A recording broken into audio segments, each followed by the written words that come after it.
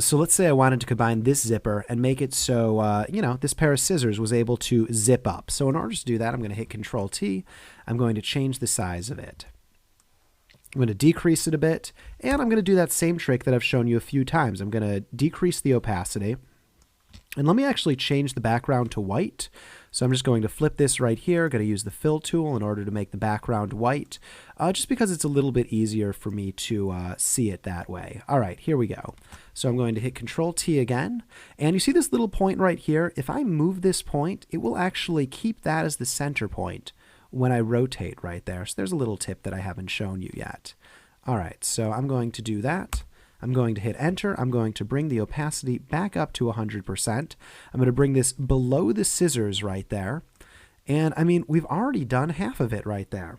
Now what I need to do is I need to make it so the only part that we see is the zipper. We don't see this little background right there. So in order to do that, I'm going to use the Quick Selection tool to select the background because it's a more uniform color.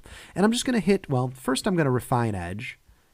And honestly, I'm not really able to see what's happening when I refine the edge here. So before I do that, I'm going to right-click, select the inverse, then go to Refine Edge. I'm going to set it on white, just so it's a little bit clear. That looks pretty good to me. I'm going to say OK. Done. Now when I hit Delete, because we inverted it, the wrong part gets deleted. So I'm going to invert it again, then hit Delete, then deselect with Control D, and now we're left with a pretty great zipper that is just simply a zipper. So here we go. If I had zoomed in, I could get an even more specific thing. So I would go down here a little bit. And now let's duplicate this. So I'm just going to move this down here to duplicate it. I'm going to hit Control T. I'm going to right-click, flip horizontally, which flips it horizontally. Make it so there's another one on this other side. And again, if I move this, this becomes the center point. So now if I rotate this here, let's move it up a little bit. Make it so it rotates some. There we go. And move it so it looks like that right there. Now I'm seeing some weirdo edges around, so I'm just going to erase them out. So here we go. Let's erase them out.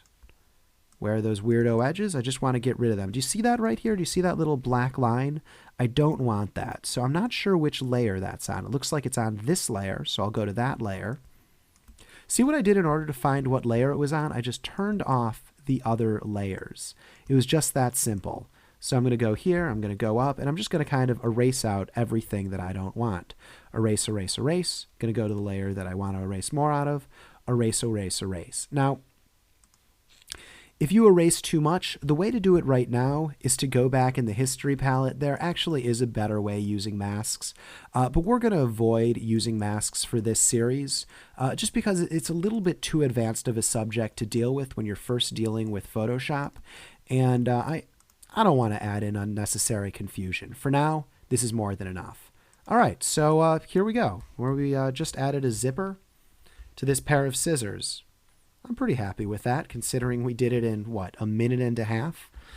Now, if we wanted to do fixes to all of these different things, all we do is we'd select here, we could erase it out.